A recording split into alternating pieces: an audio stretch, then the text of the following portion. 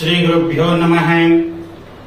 ಆತ್ಮೀಯ ಶ್ರೀ ಬಸವೇಶ್ವರ ಜ್ಯೋತಿಷ್ಯ ಯೂಟ್ಯೂಬ್ ಚಾನೆಲ್ನ ಎಲ್ಲ ನನ್ನ ಪ್ರೀತಿಯ ವೀಕ್ಷಕರಿಗೆ ಶ್ರೀ ಬಸವೇಶ್ವರ ಜ್ಯೋತಿಷ್ಯ ಯೂಟ್ಯೂಬ್ ಚಾನೆಲ್ನ ಆರ್ಥಿಕ ಸುಸ್ವಾಗತವನ್ನು ಬಯಸ್ತೇನೆ. ಪ್ರೀತಿಯ ವೀಕ್ಷಕರೇ, ಸೆಪ್ಟೆಂಬರ್ ತಿಂಗಳ ತುಲಾ ರಾಶಿಯ ಮಾಸಿಕ ಭವಿಷ್ಯವನ್ನು ನೋಡ್ತಾ ಇದ್ದೀವಿ. ತುಲಾ ರಾಶಿಯವರಿಗೆ ಯಾವ ಗ್ರಹದಿಂದ ಅತ್ಯಂತ ಶುಭ ಫಲ ಇದೆ ಅನ್ನುವಂಥದ್ದು ನೋಡ್ಕೊಂಡು ಬರೋಣ.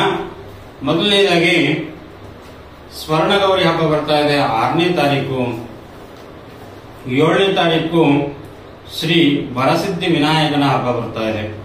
ಇನ್ನು 14ನೇ ತಾರೀಕು ಶ್ರೀ ಅನಂತ ಪದ್ಮನಾಭ ಬರ್ತಾ ಇದೆ. ಜೊತೆಗೆ ಗ್ರಹಗಳ ಪರಿವರ್ತನೆಯನ್ನ ನೋಡ್ಕೊಂಡು ಬರೋಣ. ಜನ್ಮದಲ್ಲಿ ಶುಕ್ರ ಇದ್ದಾರೆ, 5ನೇ ಭಾವದಲ್ಲಿ ಶನಿ ಸ್ಥಿತರಾಗಿದ್ದಾರೆ, 6ರಲ್ಲಿ ರಾಹು ಸ್ಥಿತರಾಗಿದ್ದಾರೆ, 8ನೇ ಭಾವದಲ್ಲಿ ಗುರು ಸ್ಥಿತರಾಗಿದ್ದಾರೆ. ಜೊತೆಗೆ 9ನೇ ಭಾವದಲ್ಲಿ ಕುಜ ಸಂಚಾರವನ್ನು ಮಾಡ್ತಾ ಇದ್ದಾರೆ, 11ರಲ್ಲಿ ಬುಧ ಸಂಚಾರವನ್ನು ಮಾಡ್ತಾ ಇದ್ದಾರೆ. ಇನ್ನು 12ನೇ ಭಾವದಲ್ಲಿ ರವಿ ಕೇತು ಸಂಚಾರವನ್ನು ಮಾಡ್ತಾ ಇದ್ದಾರೆ. ಇನ್ನು ಒಟ್ಟಾರೆಯಾಗಿ ಗ್ರಹಗಳಿಂದ ಏನೇನು ಶುಭ ಫಲಗಳನ್ನು ಸಿಗುತ್ತೆ ಅನ್ನುವಂಥದ್ದು ತಿಳ್ಕೊಂಡು ಬರೋಣ. ಮೊದಲನೇದಾಗಿ 6ರಲ್ಲಿ ರಾಹು ಇದ್ದರೆ ಏನೇನು ಸಮಸ್ಯೆಗಳಾಗ್ತವೆ ಅಥವಾ ಏನೇನು ಶುಭ ಫಲಗಳನ್ನ ಆಗ್ತವೆ ಅಥವಾ ನಾವೇನ್ ಮಾಡಬೇಕು ಅನ್ನುವಂಥ ಎಚ್ಚರಿಕೆಯನ್ನ ಮೊದಲನೇದಾಗಿ ನೋಡಿ. 6ರಲ್ಲಿ ರಾಹು ಇರುವುದರಿಂದ ನೈಸರ್ಗಿಕವಾಗಿ ಸಮಸ್ಯೆಗಳನ್ನು ಕಾಣ್ತೀರಾ.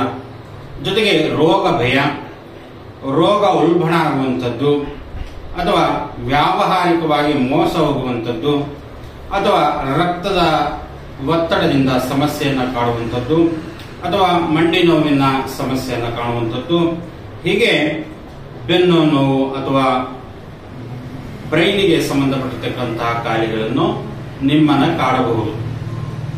ಇನ್ನ 5ರಲ್ಲಿ ಶನಿ ಇರುವುದರಿಂದ ಏನೇನು ಫಲಗಳನ್ನು ಕೊಡ್ತಾನೆ ನೋಡ್ರಿ. 5ನೇ ಭಾವದಲ್ಲಿ ಸಂತಾನ ಜ್ಞಾನ ಅಂತ ಕರ್ಕೊಳ್ತೀವಿ, ವಿದ್ಯೆ ಅಂತನೂ ಕರ್ಕೊಳ್ತೀವಿ. ಆ 5ನೇ ಭಾವದಲ್ಲಿ ಶನಿ ಸ್ಥಿತವನ್ನ ಮಾಡ್ತಾ ಇರುವಾಗ, ಶನಿ ಸಂಚಾರವನ್ನ ಮಾಡ್ತಾ ಇರುವಾಗ 5ನೇ ಭಾವನ ನಾವು ವಿದ್ಯಾಸ್ಥಾನ ಅಂತ ಕರ್ಕೊಳ್ತೀವಿ. ವಿದ್ಯೆಗೆ ಸಂಬಂಧಪಟ್ಟಿರತಕ್ಕಂಥದ್ದಕ್ಕೆ ವಿಳಂಬ ಆಗುವಂತದ್ದಾಗಲಿ ಅಥವಾ ಸಂತಾನಕ್ಕೆ ಸಂಬಂಧಪಟ್ಟಿರತಕ್ಕಂಥದ್ದಕ್ಕೂ ಕೂಡ ವಿಳಂಬ ಆಗಲಿ ಅಥವಾ ವ್ಯಾವಹಾರಿಕವಾಗಿ ಕೂಡ ವಿಳಂಬ ಆಗುವಂಥದ್ದು ಕೂಡ ಇಲ್ಲಿ ಸೂಚಿಸ್ತಾ ಇದೆ. ಇನ್ನು ಆಹಾರ ವಿಹಾರ ವಿದ್ಯೆ ಸಂತಾನ ಜ್ಞಾನ ಅಂತಲೂ ನಾವು ಕರ್ಕೊಳ್ತೀವಿ. ಅದಕ್ಕೆ ಸಂಬಂಧಪಟ್ಟಿರ್ತಕ್ಕಂಥದ್ದು ಕೂಡ ಬಹಳ ನಿಧಾನಗತಿಯಲ್ಲಿ ಸಾಗುತ್ತೆ ಅನ್ನುವಂಥದ್ದು. ಇನ್ನು 8ನೇ ಭಾವದಲ್ಲಿ ಗುರು ಇರುವುದರಿಂದ ಒಂದು ವೇಳೆ ತುಲಾ ರಾಶಿಯವರಿಗೆ ಗುರು ದಶೆ ನಡೀತಾ ಇದ್ರೆ, ನಿಮ್ಮ ಜನ್ಮ ಜಾತಕದಲ್ಲಿ 8ಮ ಭಾವದಲ್ಲಿ ಗುರು ಇದ್ದರೆ ಮೊದಲು ಆ ಗುರು ದಶೆ ಯೋಗ ಫಲವನ್ನು ಕೊಡುತ್ತೆ, ನಂತರ ಸ್ವಲ್ಪ ಯೋಗ ಭಂಗವಾಗುತ್ತೆ ಅನ್ನುವಂಥದ್ದು.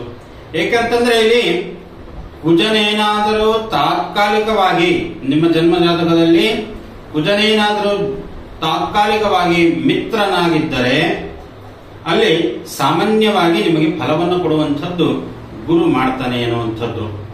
ಹಾಗಾಗಿ ನಿಮ್ಮ ಗುರುಗಳನ್ನ ಪ್ರಾರ್ಥನೆಯನ್ನು ಮಾಡ್ಕೊಳ್ಳಿ. 8ಮದಲ್ಲಿ ಗುರು ಇರುವುದರಿಂದ ಅಷ್ಟೊಂದು ಶುಭಕರ ಅಲ್ಲ ತುಲಾ ರಾಶಿಯವರಿಗೆ. ಸ್ವಕ್ಷೇತ್ರದಲ್ಲಿ ತನ್ನ ರಾಶಾಧಿಪತಿ ಮನೆಯಲ್ಲೂ ಕೂಡ ಶತ್ರುವಿನ ಮನೆಯಲ್ಲಿ ಗುರು ಸಂಚಾರವನ್ನು ಮಾಡ್ತಾ ಇರೋದ್ರಿಂದನೂ ಕೂಡ ಅಷ್ಟೊಂದು ಶುಭ ಫಲಗಳನ್ನು ಕೊಡುವುದಿಲ್ಲ ಅನ್ನುವಂಥದ್ದು.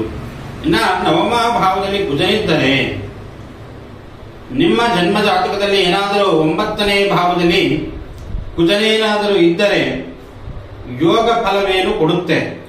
ಆದರೆ ಅಲ್ಲಿ ಸ್ವಲ್ಪ ತಂದೆಗೆ ಅರಿಷ್ಟ. ಏಕೆಂತಂದ್ರೆ ತಂದೆಗೆ ಆರೋಗ್ಯ ಸಮಸ್ಯೆ ಕಾಣಬಹುದು, ಈ ತರವಾಗಿ ಸಮಸ್ಯೆಗಳನ್ನ ಕಾಣುತ್ತೆ ಅನ್ನುವಂಥದ್ದು. ಇನ್ನ 11ನೇ ಭಾವದಲ್ಲಿ ಬುಧನಿರುವುದರಿಂದ ದಶಮದಂತೆ ಫಲವನ್ನು ಕೊಡ್ತಾನೆ ಈ ಬುಧ. ಕಡಿಮೆ ಸಂತಾನ ಏನೋ ಆಗುತ್ತೆ. ಯಾರೊಬ್ಬರ ಜನ್ಮ ಜಾತಕದಲ್ಲಿ 11ರಲ್ಲಿ ಬುಧನೇನಾದರೂ ಇದ್ದರೆ ನಿಮಗೆ ಅಲ್ಪ ಪ್ರಮಾಣದ ಸಂತಾನ ಪ್ರಾಪ್ತಿಯಾಗುತ್ತೆ.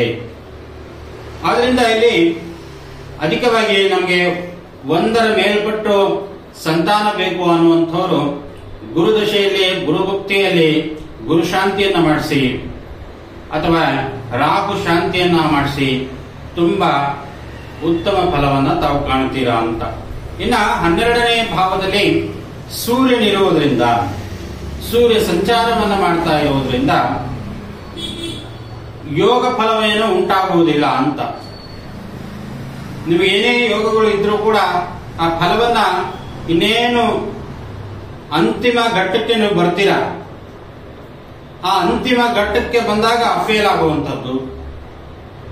ನಿಮ್ಮ ವ್ಯವಹಾರ ಆಗಲಿ ಅಥವಾ ನಿಮ್ಮ ವ್ಯಾಪಾರ ಆಗಲಿ ಅಥವಾ ರಿಯಲ್ ಎಸ್ಟೇಟ್ ಬಿಸ್ನೆಸ್ ಮಾಡುವಂತವರಿಗಾಗಲಿ ಅಥವಾ ಕೈಗಾರಿಕಾ ಉದ್ಯಮ ಮಾಡುವಂತವರಿಗಾಗಲಿ ಅಥವಾ ಶಿಕ್ಷಕ ವೃತ್ತಿಯಲ್ಲಿ ಇರುವಂತವರಿಗಾಗಲಿ ಇನ್ನೇನು ಕೆಲವೇ ದಿವಸಗಳಲ್ಲಿ ನನಗೆ ಪರ್ಮನೆಂಟ್ ಆಗುತ್ತೆ, ಇನ್ನೇನು ಕೆಲವೇ ದಿವಸಗಳಲ್ಲಿ ನನಗೆ ಸರ್ಕಾರಿ ಉದ್ಯೋಗ ಸಿಗುತ್ತೆ ಅನ್ನುವಂಥವರಿಗೂ ಕೂಡ ಸ್ವಲ್ಪ ಹಿನ್ನಡೆ ಆಗುತ್ತೆ ಅನ್ನುವಂಥದ್ದು. ಹೀಗೆ ಸೂರ್ಯ 12ನೇ ಭಾವದಲ್ಲಿ ಇದ್ದಾಗ ಇನ್ನೊಂದು ಕಡೆ ನಾವು ಪಿತ್ರಾರ್ಜಿತ ಆಸ್ತಿ ಮತ್ತು ಸ್ವಯಾರ್ಜಿತ ಆಸ್ತಿಗಳಲ್ಲಿ ಸಮಸ್ಯೆಗಳನ್ನ ಆಗುವಂಥದ್ದು. ಏಕೆಂತಂದ್ರೆ ಅಣ್ಣ ತಮ್ಮಂದರು ಕೋರ್ಟ್ ಕಚೇರಿಗೆ ಹಾಕುವಂಥದ್ದಾಗಲಿ, ಆಸ್ತಿ ಮೇಲಿನ ವಿಚಾರಕ್ಕೆ ಸ್ವಲ್ಪ ನಿಷ್ಠೂರ ಜಗಳ, ನಿಷ್ಠೂರ ವೈರತ್ವಗಳನ್ನು ಬರುವಂಥದ್ದು ಸೂರ್ಯ 12ನೇ ಭಾವದಲ್ಲಿದ್ದಾಗ ಈ ಫಲಗಳನ್ನ ಸೂಚಿಸ್ತಾನೆ ಅನ್ನುವಂಥದ್ದು. ಅದರಿಂದನೂ ಕೂಡ ಎಚ್ಚರಿಕೆಯನ್ನು ವಹಿಸಿಕೊಳ್ಳಿ. ಶ್ರೀ ಬಸವೇಶ್ವರ ಜ್ಯೋತಿಷ್ಯ ಯೂಟ್ಯೂಬ್ ಚಾನಲ್ ತಾವು ಸಬ್ಸ್ಕ್ರೈಬ್ ಮಾಡುವುದನ್ನ ಮರಿಬೇಡಿ ಅಂತ ಹೇಳುತ್ತಾ ತಮ್ಮೆಲ್ಲರಿಗೂ ಕೂಡ ನಮಸ್ಕಾರಗಳು.